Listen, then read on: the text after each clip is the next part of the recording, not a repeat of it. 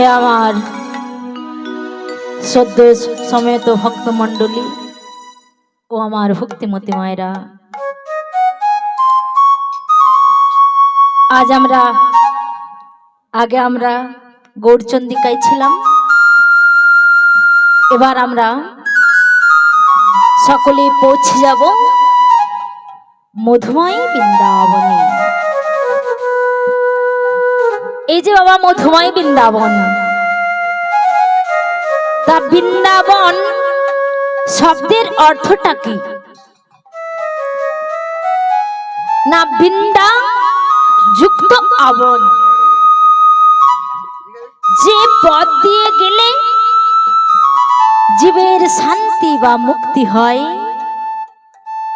সেই পথটির নাম হয় বৃন্দাবন। বৃন্দাবনে আপনারা কেউ গেছেন নাকি? কেউ গেছেন বৃন্দাবনে? বৃন্দাবনে যেতে হলে 84 কোষ ভ্রমণ করে তারপর বৃন্দাবনে যেতে হয়। যেমন বৃন্দাবনে যেতে হলে 84 কোষ ভ্রমণ করে বৃন্দাবনে যেতে হবে, সেইরূপ মাগো আমাদের দেহটাও কিন্তু 84 কোষ বৃন্দাবন। বৃন্দাবন 5টি, একটি হলো শ্রীরাম বৃন্দাবন, একটি হলো মধুময় বৃন্দাবন, আরেকটি হলো যেখানে হয় তুলসীর কানন, সেটি হয় মধুময় বৃন্দাবন। যেখানে হয় মাগো হরি নাম ও সংকীর্তন, সেটি হয় মধুময় বৃন্দাবন। আরেকটি কোন বৃন্দাবন মা? না, আরেকটি হলো আমাদের হৃদয় বৃন্দাবন। যদি বলেন কেমন করে হয় আমাদের এই হৃদয়টি বৃন্দাবন, যে যেমন প্রত্যেকটা মানুষ 3.5 হাত, 1 হাত সমান 24 আঙ্গুল, 3 24 কত হয় গো? না 3 24 হয় 72। 24-এর হাফ কত হয়? না 12। 12 আর 72কে যদি একত্রিত করা হয় তাহলে কত হয় মা? না হয় 84। আমাদের দেহটাও কিন্তু 84 কোষ বৃন্দাবন। তাহলে চলুন আজ আমরা সকলে মিলে আমাদের এই হৃদয় মনটাকে পৌঁছে দেব মধুময় বৃন্দাবনে। সকলে যাবেন তো বৃন্দাবনে? চলুন আজ আমরা খোল করতাল লয়ে আর আপন আপন এই মনটাকে, হৃদয় মনটাকে নিয়ে যেতে হবে মধুময় বৃন্দাবনে। সকলেই বলবে রাধে রাধে রাধে।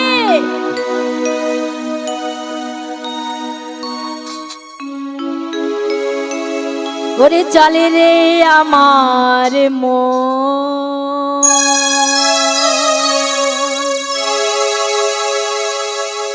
এই না মধুর বৃন্দাবন,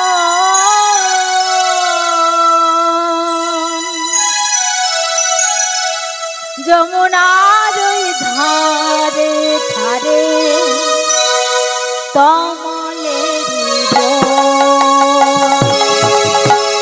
চল রে আমার মন, ওই না মধুর বৃন্দাবন, যমুনার ধারে ধারে কমলের চল রে আমার মন, মধুর বৃন্দাবন, যমুনার ধারে ধারে কমলের চল রে আমার মধুর বৃন্দাবন, যমুনার ওই ধারে ধারে কমলের আর চল রে আমার মধুর বৃন্দাবন, যমুনার ধারে ধারে কমলের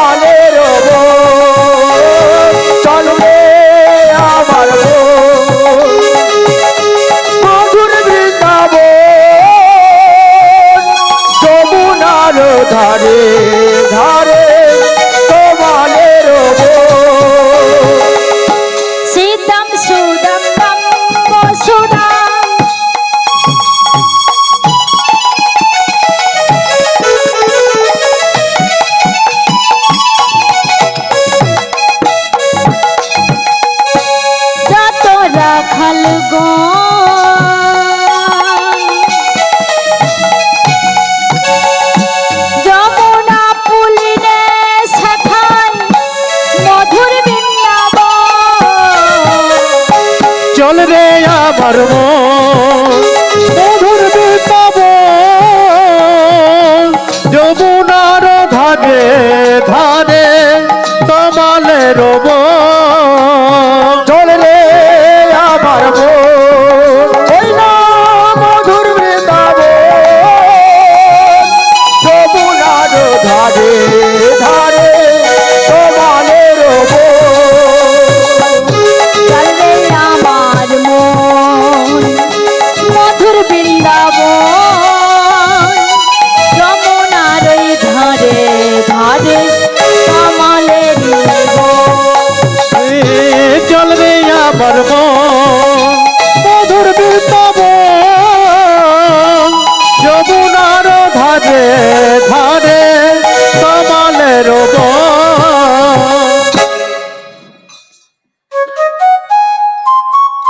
আজ আমরা সকলে পৌঁছে গেলাম মধুময় বৃন্দাবনে। এই যে মাগো মধুময় বৃন্দাবনে অনাদি রাধি গোবিন্দ আমার করেছিলেন নৌকা বিলাস। এই যে নৌকা বিলাস করেছিলেন তার তো একটা কারণ আছে গো মা। সেই কারণটা হচ্ছেটা কি? তা কোনো একদিন গোবিন্দ আমার প্রেমময়ী রাধেকে বলে, রাধে গো এক কাজ করো, আমি তোমার জন্য মনের মতো করে রাসমঞ্চটি আমি সাজিয়ে রাখবো, আর তুমি এত সুন্দর করে সেজে আমার কাছে আসবে, আর আমি তোমাকে সঙ্গে করে এই রাসমঞ্চে রাসক্রিয়া করব। আর হেমন সময় যাই না গোবিন্দ আমার বংশীর ধ্বনি করেছে, তখন রাধানী আমার মনের মধ্যে একটা অহংকার জাগলো। এই যে অহংকার, কি অহংকার এলো মা? না রাধানী আমার গোবিন্দকে বলছে, হে গোবিন্দ, বৃন্দাবনে এত গোপী থাকতে তুমি আমাকে এত ভালোবাসো যে তুমি আমাকে বংশীধ্বনি করে বলো যে রাধে গো তুমি আমার কাছে এসো মনের মতো সেজে। মাগো অনাদি রাধি গোবিন্দ আমার দুটি জিনিস পছন্দ করেন না।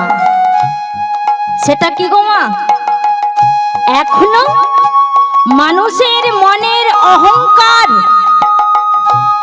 আর এক হলো ভক্তের নয়নের বাড়ি। এই দুটি জিনিস গোবিন্দ আমার সহ্য করতে পারলেন না। এমন সময় অনাদি রাধি গোবিন্দ আমার করলো কি জানেন? রাধানী আমার শাস্তে বসেছে, রাধানী আমার শাস্তে বসেছে। গোবিন্দ মনে মনে বুঝতে পারলেন রাধানীর মনের অহংকার আছে। রাধে তুমি কি ভাবলে? তুমি কি ভেবেছ যে তুমি ছাড়া আমার এই বৃন্দাবনে আর গোপী নেই? তুমি ছাড়া বৃন্দাবনে আমার আর সখী নেই? রাধে গো গোবিন্দ আমার করলো কি জানেন? রাধারানীকে ওই যে সাজছে সাজাতেই ভুলিয়ে রাখলেন। রাধারানী আমার করছে কি জানেন? একবার সাজছে আবার মুছে দিচ্ছে, একবার সাজছে আবার মুছে দিচ্ছে। রাধারানী আমার বলছে আরেকটু সাজলে ভালো হয়। মেয়েদের সাজ মাগো মনের মতো হয় না, যত সাজে তত মনে করে আরেকটু সাজলে ভালো লাগে, আরেকটু সাজলে ভালো লাগে। কিন্তু রাধারানী আমার সাজতে সাজতে অনেক দেরি করে ফেললো। রাধারানী যত দেরি করে অনাদি রাধি গোবিন্দ আমার করলো কি জানেন? বাম অঙ্গ হতে বিরজাকে সৃষ্টি করে নিলেন। বিরজাকে সৃষ্টি করে অনাদি রাধি গোবিন্দ আমার ওই রাস মঞ্চে বিরজাকে নিয়ে আজ আমার রাসক্রিয়া করছে।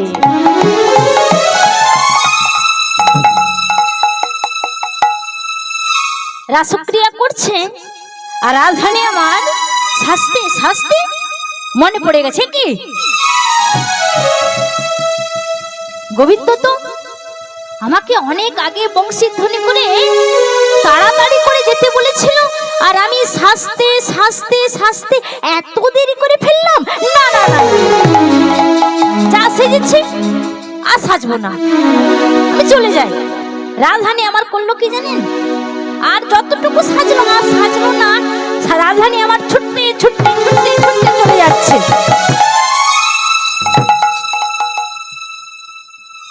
গোবিন্দের ছিলেন 12টি সখা, 12টি সখা, আর রাসমঞ্চটি এমন ভাবে সাজিয়েছে 12টি মাগো দরজা আছে, 12টি দ্বার আছে।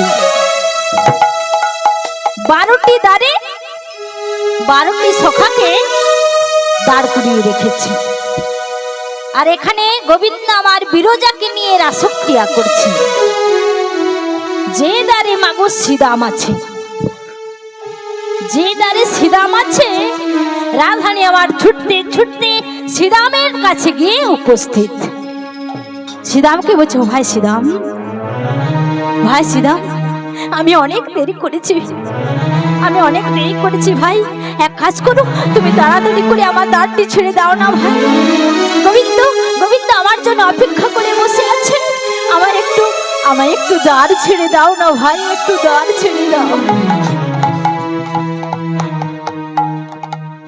যত বারবার শ্রীরামকে বলে, শ্রীরাম আজ আমায় একটু দ্বার ছেড়ে দাও, শ্রীরাম ভাই আমি অনেক দেরি করে ফেলেছি, একটু দ্বার ছেড়ে দাও ভাই। শ্রীরাম আমার কিছু মতেই দ্বার ছাড়লো না। রাজধানী শ্রীরামকে বলছে, শ্রীরাম এ তুমি কি করছো? যত আমি বারবার করে বলি দ্বার, শ্রীরাম দ্বারটি ছেড়ে দাও, দ্বারটি ছেড়ে দাও, তুমি কিছু মতেই দ্বার ছাড়ছো না। তুমি তো আমার সঙ্গে দৈত্যের মতন আচার ব্যবহার করছো। তখন শ্রীরাম বলছে, মাগো ওগো রাধে, রাধে তুমিও যার দাস, আমিও তো তার দাস। আমি তো তোমায় দ্বার ছাড়তে পারবো না। তুমি যতই আমার কাছে অনুনয় বিনয় করো রাধে, আমি যতক্ষণ পর্যন্ত গোবিন্দের আদেশ না পাবো ততক্ষণ পর্যন্ত আমি এই দ্বার ছাড়তে পারবো না। কি বললে শ্রীরাম? আমি গোবিন্দের রাধে, আমি যাব গোবিন্দের কাছে, আর তুমি আমায় দ্বার ছাড়বে না? তুমি কি বলছো শ্রীরাম? এটা কিন্তু ভালো করছো না। তুমি আমার সঙ্গে দৈত্যের মতন আচার ব্যবহার করছো। এবার কিন্তু আমি তোমায় অভিশাপ দেবো।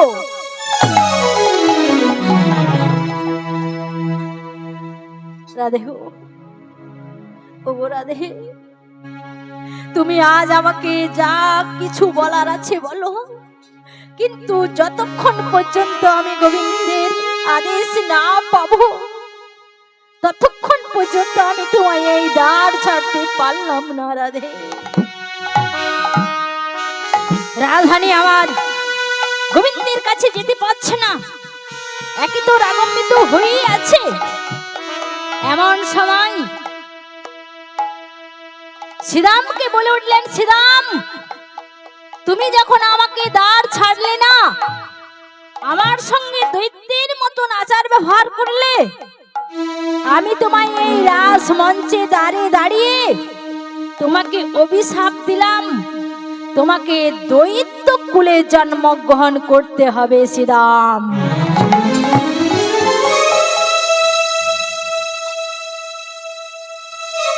রাধে ওগো রাধে, এ তুমি কি বললে রাধে? তুমি আজ আমায় বিনা দোষে বিনা কারণে এত বড় অভিশাপ দিয়ে দিলে রাধে। আমি তো দ্বার ছাড়তাম, কিন্তু গোবিন্দের আদেশ না পাওয়া পর্যন্ত আমি কেমন করে দ্বার ছাড়। রাধে, বেশ, আজ রাসমঞ্চে দাঁড়িয়ে যখন এত বড় অভিশাপ দিতে পারলে রাধে, তবে আমি যদি গোবিন্দের সখা হই, ওই পদে যদি আমার মতি থাকে রাধে, আজ আমি এই রাসমঞ্চে দাঁড়িয়ে তোমাকে অভিশাপ দিলাম রাধে। যাকে পাবার জন্য তুমি আজ আমাকে এত বড় অভিশাপ দিলে, তাকে পাবার জন্য তোমাকে 7 বছর কৃষ্ণ হারা হয়ে দাঁড়ে দাঁড়ে কেঁদে কেঁদে বেড়াতে হবে রাধে।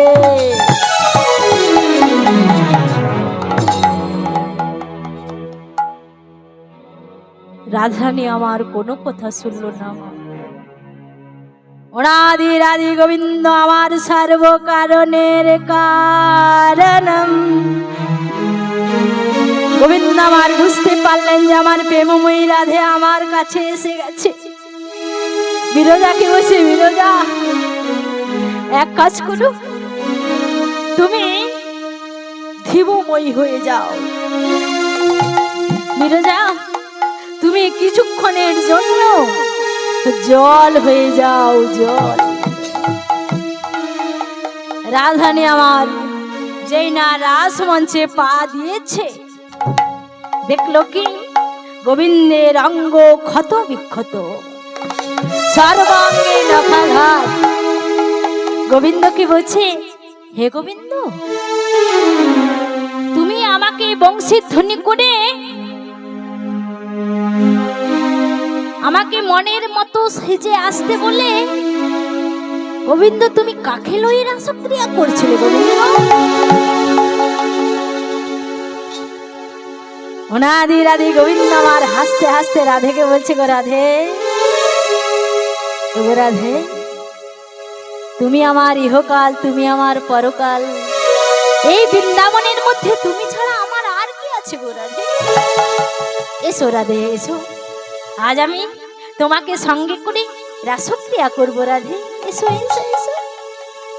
রাধারানী আমার কোনো কথা না শুনে অন্তর ধ্যান দিয়ে দেখলেন যে আজ আমার গোবিন্দের কাছে কে এসেছে। যেই না দেখলো বিরজা, বিরজা তুমি এসেছো আমার গোবিন্দের কাছে। বেশ, তুমি যখন এসেছো আমার গোবিন্দের কাছে, তা তুমি যখন জল হয়ে গেছো, শোনো, আমাকে দেখতে পেয়ে যেমন জল হয়ে গেছো, আজ আমি এই রাসমঞ্চে দাঁড়িয়ে তোমাকে অভিশাপ দিলাম। শোনো বিরজা, তুমি যেমন আমাকে দেখতে পেয়ে জল হয়ে গেছো, সারা জীবন তোমাকে জল হয়েই বয়ে যেতে হবে।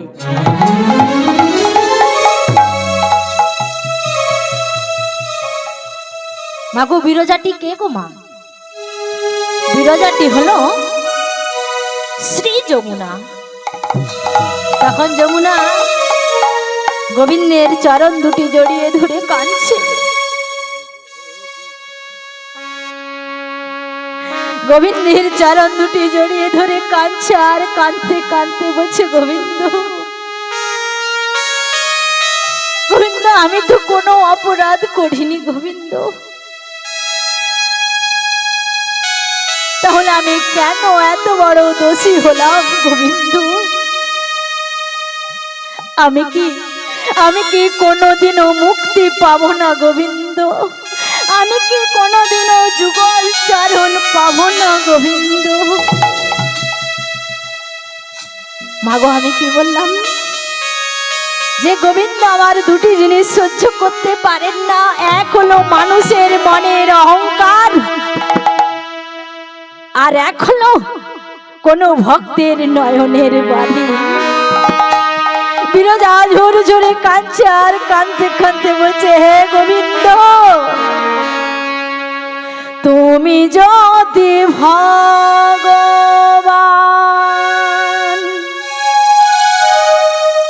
ভক্তেরই প্রাণ,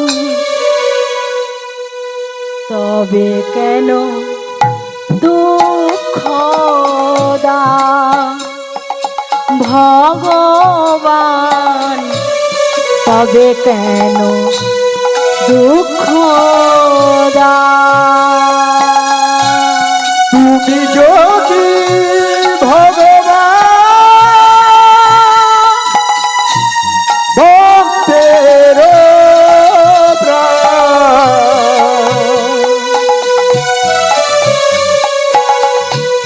তবে কেন দুঃখ দাও,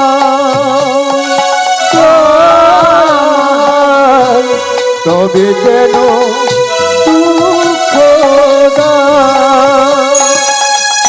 তুমি যদি ভগবান ভক্তেরি প্রাণ, তবে কেন দুঃখ দাও আমায়, তবে কেন দুঃখ দাও। তুমি যদি ভগবান ভক্তের প্রাণ, তবে কেন দুঃখ দাও দয়াল, তবে কেন দুঃখ দাও। তুমি যে কামনা, তুমি যে বাসনা, সবই কিছু তোমারি দান দয়াময়, সবই কিছু তোমারি দান। যদি তুমি ভগবান ভক্তের প্রাণ, তবে কেন দুঃখ দাও দয়াল, তবে কেন দুঃখ দাও আমায়, তবে কেন দুঃখ দাও আমায়, তবে কেন দুঃখ দাও।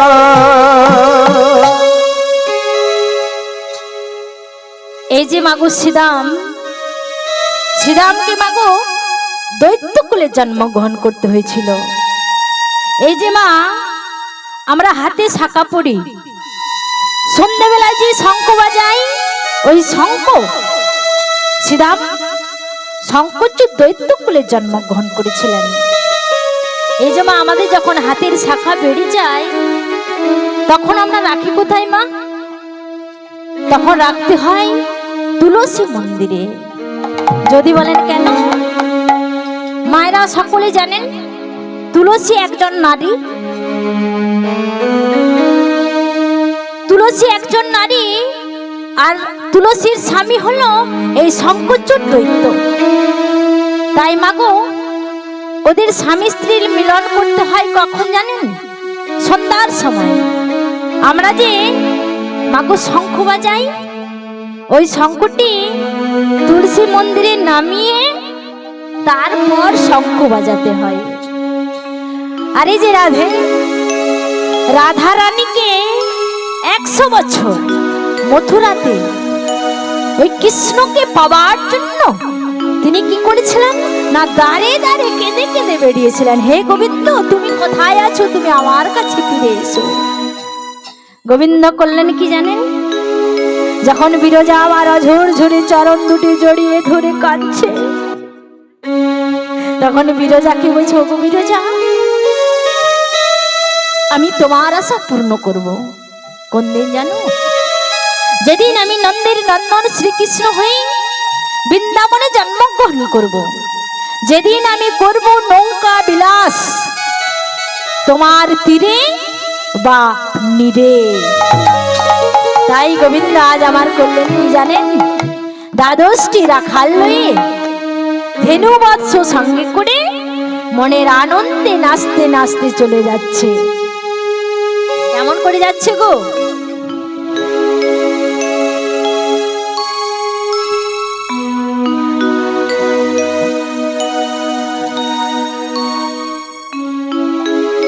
নিতাই গৌর হরি হরি হরি বল। হরি বল হরি বল মায়ের একবার উলুধ্বনি প্রেম সে নিতাই গৌর হরি বল। হরি বল আমার কৃষ্ণ এলো বৃন্দাবনে, মায়েরা উলুধ্বনি প্রেম সে। আমার কৃষ্ণ এলো বৃন্দাবনে, আমার কৃষ্ণ এলো বৃন্দাবনে, আমার কৃষ্ণ এলো বৃন্দাবনে। তোরা দেখে যা দেখে যা দেখে যা জনে জনে। নিতাই গৌর হরি বল হরি বল। আমার কৃষ্ণ এলো বৃন্দাবনে, তোরা দেখে যা দেখে যা দেখে যা তোরা জনে জনে। আমার কৃষ্ণ এলো বৃন্দাবনে, আমার কৃষ্ণ এলো বৃন্দাবনে, আমার কৃষ্ণ এলো বৃন্দাবনে।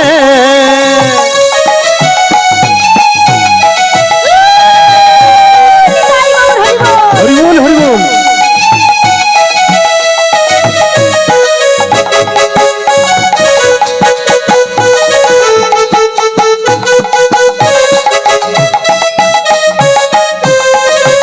আমাদের কৃষ্ণ এলো বৃন্দাবনে, কৃষ্ণ এলো বৃন্দাবনে। মা যশোদারি গোপাল গোপাল বৃন্দাবনের গোজরাখা।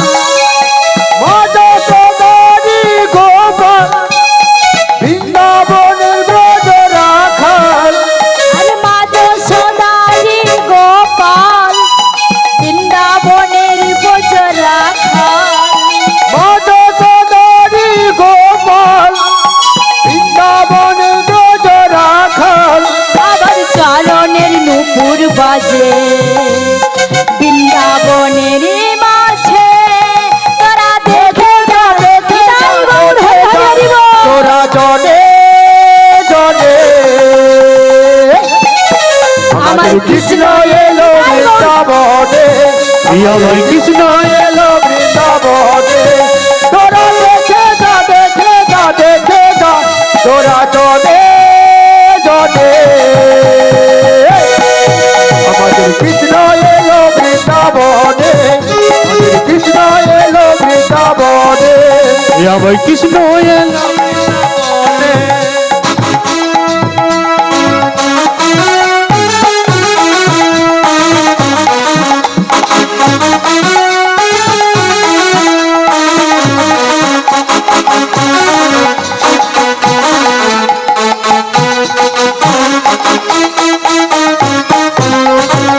আমার কৃষ্ণ এলো বৃন্দাবনে, আমার কৃষ্ণ এলো বৃন্দাবনে, আমার কৃষ্ণ এলো বৃন্দাবনে, আমার কৃষ্ণ এলো বৃন্দাবনে, আমার কৃষ্ণ এলো বৃন্দাবনে, আমার কৃষ্ণ এলো বৃন্দাবনে, আমার কৃষ্ণ এলো বৃন্দাবনে। বনে।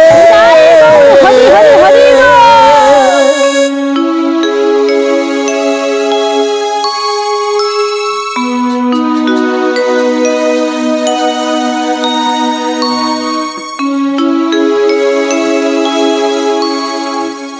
আজ এখানে শ্রীদাম সুদাম দাম বসুদাম মধুমঙ্গল বটু কানাই বলরাম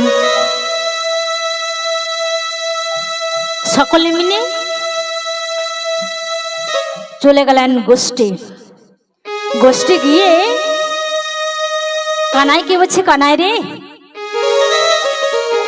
আজ আমাদের সকলের ইচ্ছা এই বৃন্দাবনে এসে একটা নতুন খেলা খেলবো। তাই কানাই শ্রীদাম সুদাম দাম বসুমঙ্গল অংশুমান সকলকে বলছে, ওরে এই বৃন্দাবনে এমন কি খেলা আছে যা কোনোদিনও খেলা হয়নি? তখন শ্রীদাম সুদাম দাম বসুদাম মধুমঙ্গল সকলে কানাইকে বলছে, কানাই শোন, আজ আমরা কি খেলবো জানিস? বলছে, কি খেলা রে? বলছে শোনে নে, ভালো করে জেনে নে, আজ আমরা যে খেলাটি খেলবো সেটি হলো বিনোদ খেলা। খেলবো মোরা বিনোদ খেলা, খেলবো মোরা বিনোদ খেলা, খেলবো মোরা বিনোদ খেলা। খেলবো মোরা বিনোদ খেলা, কাঁধে কাঁধে চড়বো মোরা, খেলবো মোরা বিনোদ খেলা। কাঁধে কাঁধে চড়বো মোরা, খেলবো মোরা বিনোদ খেলা, কাঁধে কাঁধে চড়বো মোরা, খেলবো মোরা বিনোদ খেলা। কাঁধে কাঁধে চড়বো মোরা, খেলবো মোরা বিনোদ খেলা। কানাই সকলকে বলছি, শোন রে, খেলা খেলতে হলে খেলার বন্টন করতে হয়। বলছে তা না হয় হবে। বলছে তো বন্টন কে করে দেবে? বলছে কেন? সবার